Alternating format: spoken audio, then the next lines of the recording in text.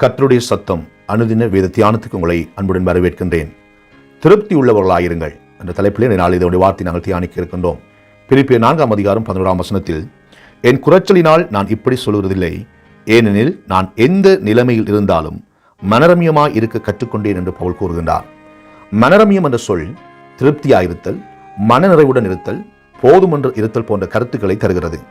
நாளுக்கு நாள் மாற்றம் அடைந்து கொண்டிருக்கிற இந்த உலகத்தில் எல்லாவற்றையும் பெற்றுவிட வேண்டும் என மனிதன் நினைக்கின்றான். ஆகவே இன்றைய நாட்களில் வாழ்கின்ற அநேக மனிதர்களிடத்தில் திருப்தியை காண முடிவதில்லை. எதிலும் போதும் என்கிற மனநிலை இல்லாதவர்களாக இருக்கின்றார்கள். மன நிறைவு என்ற பெரிய குணம் நமக்குள் இல்லாவிட்டால் நாம் ஒருபோதும் இவ்வுலகில் சந்தோஷமாக இருக்க முடியாது. மற்றவர்கள் வைத்திருக்கும் ஒரு பொருளை பார்த்தவுடன் நாமும் அதை போல ஒன்றை வாங்கிவிட வேண்டும் என்று நினைப்பது சாதாரணமாகிவிட்டது.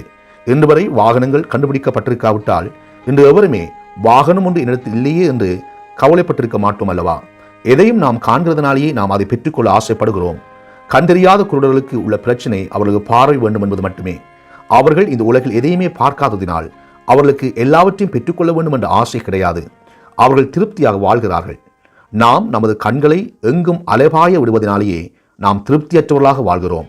பல மக்கள் தங்களுடைய திருப்தியற்ற ஜீவியத்தினால் மற்றவர்களைப் போல நானும் ஆகிவிட வேண்டும் என நினைத்து நிதி வழங்கும் நிறுவனங்களிடத்தில் கடனுக்கு பொருட்களை, வாகனங்களை வாங்கிவிட்டு கடனை அடைக்க முடியாமல் சந்தோஷத்தை இழந்து தவிக்கிறதை நாம் அனுதினமும் காண்கிறோம் அல்லவா? அப்போஸ்தலனாகிய பவுலின் வாழ்வில் உயர்வும் வந்தது, தாழ்வும் வந்தது. ஆனால் அவர் திருப்தியாக வாழ்வது எவ்வாறு என்பதை அனுபவ ரீதியில் கற்றுக்கொண்டதினால் அவர் எதை குறித்தும் கவலைப்பட்டு தனக்கு இறைவன் வழங்கியிருந்த சந்தோஷத்தை இழந்துவிட விரும்பவில்லை. ஆகவேதான் மனரமியமாய் இருக்க கற்றுக்கொண்டேன் என்கிறார். அவர் பல தடவைகள் இறை பணி நிமித்தம் எதிரிகளினால் சிறையில் அடைக்கப்பட்டிருந்தும் அச்சிறையிலிருந்து சந்தோஷமாயிருங்கள் என்று வெளியிலிருந்த மக்களுக்கு அறிவுரை கூறும் அளவிற்கு மனநம்பியத்துடன் வாழ்ந்திருக்கிறார் என்பது வெளிச்சமாகிறது அல்லவா? நம்முடைய அநேக பிரச்சனைகளுக்கும் இருதய அங்கலாய்ப்புகளுக்கும் மன அழுத்தங்களுக்கும் ஒரு காரணம் இந்த திருப்தியற்ற ஜீவியமே.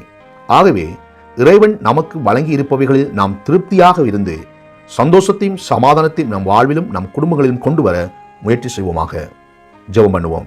எங்கள் நேசிக்கின்றதான பரலோக தந்தையே, நீர் தந்த ஒவ்வொரு ஆசீர்வாதங்களுக்காக உமக்கு நன்றி செலுத்துகிறோம். கர்த்தாவே, பவுல் அடியார் சொல்கிறது போல நாங்கள் மனரமியமாக இருக்க கற்றுக்கொள்ள உதவி செய்யும்படியாக கேட்கிறோம். ஆண்டவரே, ஆசைகளினாலும் பலவிதமான திருப்தியற்ற காரணங்களினாலும் நாங்கள் நீர் தந்த சந்தோஷத்தையும் சமாதானத்தையும் இழந்து தவிக்காதபடிக்கு கர்த்தாவே, திருப்தியுள்ள ஜனங்களாக நீர் தந்த ஒவ்வொன்றுக்கும் நன்றியாக இருக்கிற ஜனங்களாய் நாங்கள் மாற உதவி செய்யும்படியாக கேட்கிறோம்.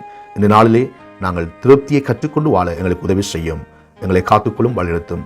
ஆண்டவராய் இயேசு கிறிஸ்து நாமத்திலே ஜெபம் கேட்கிறேன் என் ஜீவன நல்ல பிதாவே. ஆமென்.